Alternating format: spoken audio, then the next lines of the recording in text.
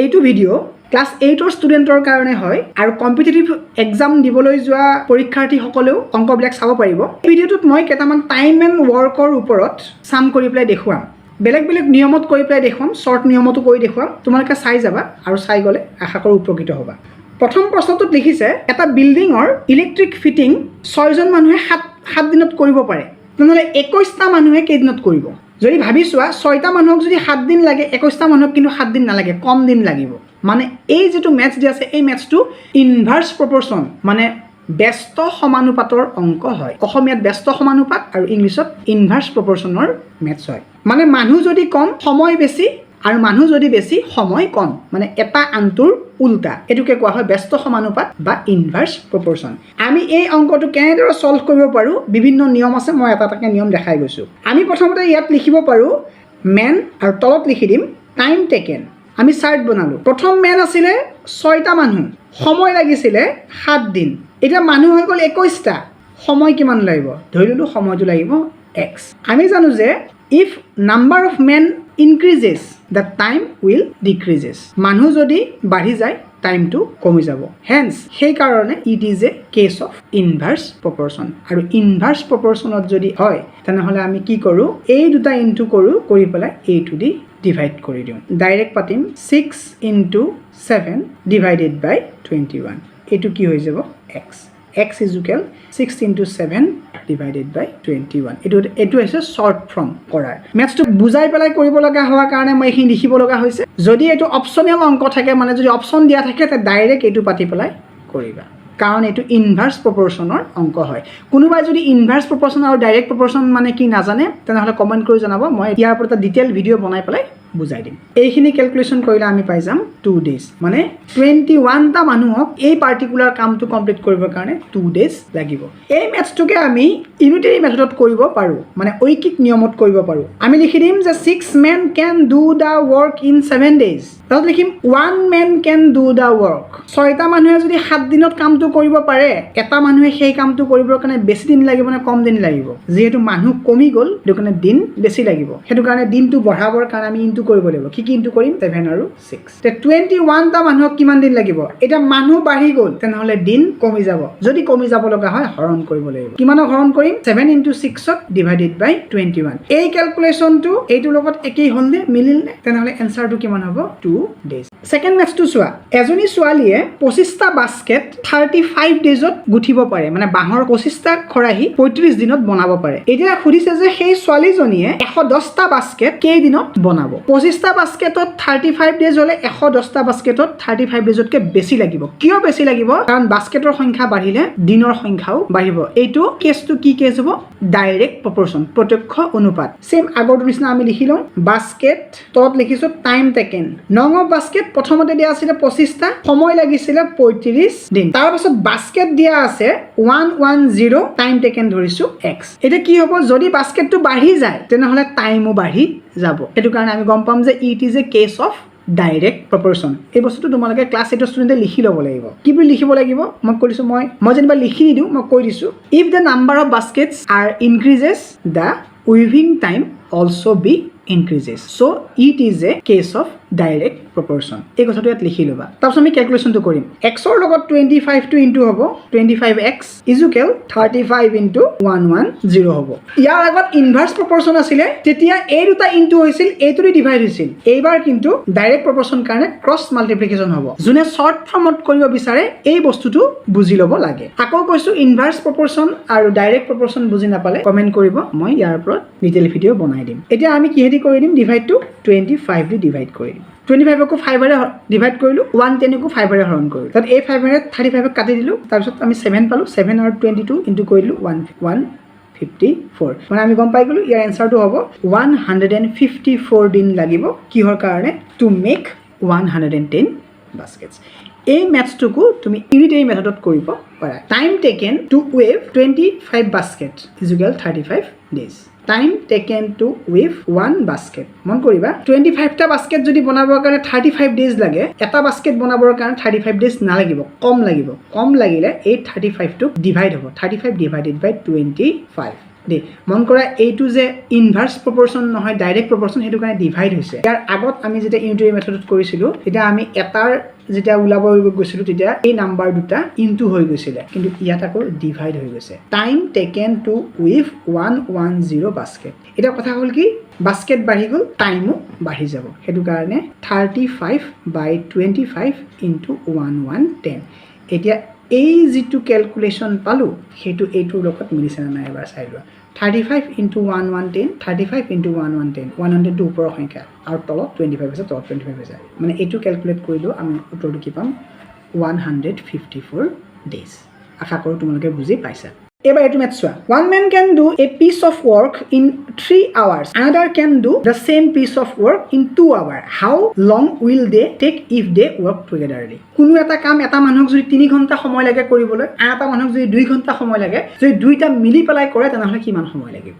এই মেথটো কৰিবৰ কাৰণে প্ৰথম মানুহজন আৰু দ্বিতীয় মানুহজনে 1 ঘন্টাত কিমান কাম কৰিব পাৰে সেই বস্তুটো উলিয়াব লাগিব তাৰ পাছতহে আমি ফাইনাল এনসাৰটো উলাব পাৰিম আমি ইয়াত লিখি ললো the first man can do the work in 3 hours প্ৰথম মানুহজনে সেই কামটো 3 ঘন্টাত কৰিব পাৰে part of the work he can do in 1 hour মই যে কৈছিলো 1 ঘন্টাত কিমান কৰিব হেতু উলাব লাগিব হেতু আমি উলাম গুটেই কামটো যদি 3 ঘন্টাত কৰে 1 ঘন্টাত কিমান কৰিব পাৰিব যেটো কাম কৰিছে সেই কামটোৰ 3 ভাগৰ 1 অংশ মানে 1/3 part of the whole work আমি part বুলি লিখিম 1/3 hour নি লিখো 1/3 তাৰ পিছত the second man can do the work in 2 hours ইয়াতো আমি 1 ঘন্টাত কিমানখিনি কৰিব পাৰিব হেতু উলিয়াই লম কিমান কৰিব পাৰিব 1/2 part এটা আমি লিখিম they can together work in 1 hour দুইজন ফার্স্ট ম্যান সেকেন্ড ম্যান দুইজন মিলি পেলাই 1 ঘন্টাত কিমান কৰিব পাৰিব প্ৰথম জনে 1 ঘন্টাত কৰিব পাৰিব 1/3 of the whole work second জনে 1 ঘন্টাত কৰিব পাৰে half part of the whole work আমি প্লাস কৰি দিম দুইটাৰ কাম কাৰণ দুইটাই মিলি পেলাই কৰি আছে সেইটো কাৰণে প্লাস 1/3 আৰু 1/2 প্লাস কৰিলে ইয়াৰ এলসিএম উলাব লাগিব ইয়াৰ এলসিএম হৈ যাব 6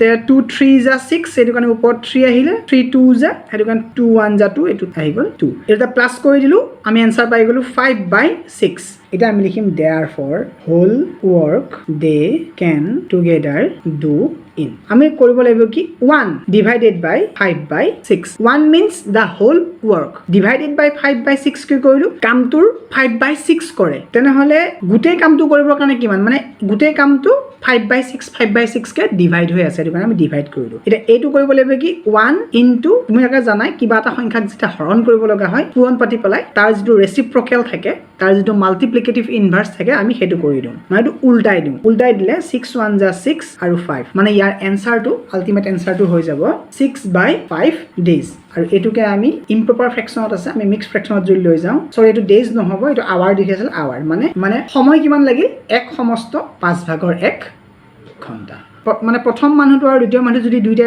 কাম একেলগে কৰে তেনেহলে সিহঁতক কিমান সময় লাগিব এক সমস্ত 5 ভাগৰ 1 ঘন্টা সময় লাগিব এইটো হৈছে ইয়াৰ answer এবাৰ পিছৰ প্ৰশ্নটো চোৱা a আৰু b এ এটা কাম 10 দিনত কৰিব পাৰে আৰু a যদি সেই কামটো অকলে কৰে তেনেহলে 15 দিনত কৰিব পাৰে প্ৰশ্নটো হৈছে যে b এ সেই কামটো অকলে কে দিনত কৰিব a + b a and b বুলি লিখিব পাৰা can do the whole work in 10 days এটা আমি আগৰ অংকটোৰ নিচিনা 10 দিনত যে গুটেই কামটো কৰিব পাৰে এক দিনত কিমান অংশ কৰিব পাৰে হেতু উলিয়াম a + b can do in 1 day এক দিনত কিমান কৰিব পাৰিব 1/10 part of the whole work তাৰ পাছত আমি লিখিম a alone can do the whole work in 15 days a যদি অকলে কামটো কৰে 15 দিন সময় লাগিব তেনেহলে a এক দিনত কিমানখিনি কাম কৰিব 15 ভাগৰ 1 অংশ কৰিব 1/15 part of the whole work কৰিব পাৰিব এতিয়া আমি উলিয়াম b can do in 1 hour প্ৰথমতে 1 hour টো উলাই লৈছো b এ 1 ঘন্টাত কিমান কৰিব পাৰিব মন কৰিবা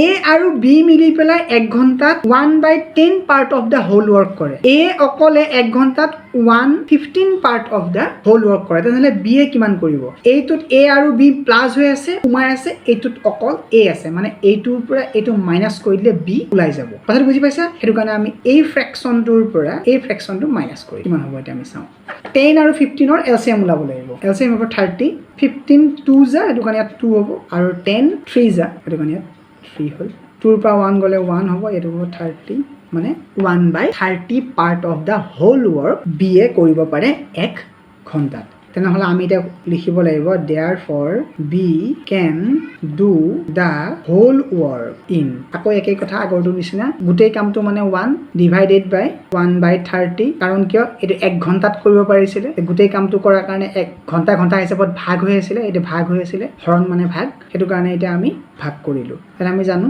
1 ইনটু কৰি দিম ইয়াৰ ৰেচিপ্ৰকেলটো পূৰণ কৰি দিম এতিয়া 30 সেকেন্ড 30 তত থাকিব 1 তত 1 থাকিলে একো ভ্যালু নাই মানে এনসাৰটো হ'ব 30 ডেজ মানে বিয়ে যদি অকলে কামটো কৰিব লগা হয় তেনেহলে ই 30 দিনত কামটো কমপ্লিট কৰি দিব পাৰিব এবাৰ তেনেকুৱাটা মেথছ আকৌ দি আছে চোৱা A and B can do a work in 8 days B and C can do the same work in 12 days A B C can complete it in 6 days in how many days can A and C finish A আৰু B মিলি পেলাই এটা কাম 8 দিনত কৰে B আৰু C মিলি পেলাই 12 দিনত কৰে A B C যদি তিনটাই লগ হৈ কৰে তেনেহলে 6 দিনতে খতম হৈ যায় তেনেহলে খুদিছে প্ৰশ্নটো A আৰু C ৰ কিমান দিন লাগিব A and B can do the work in 8 days therefore they can do it in 1 day 1/8 of the whole work A আৰু B যদি 8 দিনত গোটেই কামটো সম্পূৰ্ণ কৰে তে এক দিনত সেই কামটোৰ 8 ভাগৰ 1 অংশ কৰিব ঠিক তেনেকে B আৰু C 12 দিনত কৰে এক দিনত 12 ভাগৰ 1 অংশ কৰিব ঠিক তেনেদৰে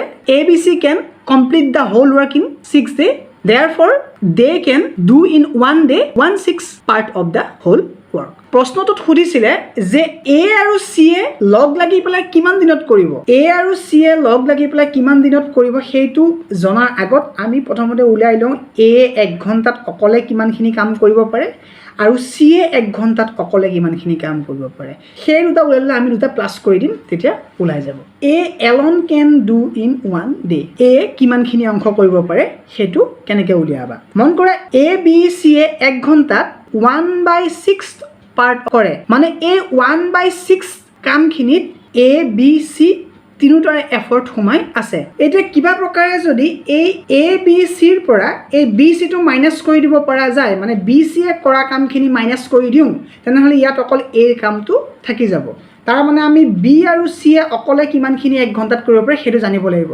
হেতু ওপৰত ধুনিয়াকৈ লিখাই আছে B আৰু C এ 1 ঘণ্টাত কিমানখিনি কাম কৰে 1/12 এইখিনি B আৰু C এ কৰা কাম আৰু এইখিনি A B C এ কৰা কাম হেতু কাৰণে A B C এ কৰা কামৰ পৰা B C এ কৰা কামখিনি আমি মাইনাস কৰি দিলো তেনেহলে থাকি যাব A কৰা কামখিনি 12 আৰু 6 ৰ লসাগু LCM of 6 and 12 is 12 ইয়াত হ'ব 1 ইয়াত হ'ব 2 তোমালোকে LCM কেনেকৈ উলিয়াই সহজে হেতু তাৰো ভিডিও দিয়া আছে চাই ল'ব পাৰিবা তাৰমানে আমি গম পাই গলো যে 1/12 part of the whole work A can do in 1 day C কৰিবৰ কাৰণে একেই A B C এ এক দিনত কিমানখিনি কাম কৰে 1/6 part of the whole work গোটেই কামটোৰ 6 ভাগৰ 1 অংশ কৰে তেনেহলে ইয়াত আমি C টো উলাব লাগে তেনেহলে আমি A আৰু B টো মাইনাস কৰি দিম ওপৰত 1 ঘণ্টাত A আৰু B এ কৰা কামৰ এটো দিয়া আছে 1/8 মানে আমি মাইনাস কৰি দিম 1/8 মন কৰা 1/6 ত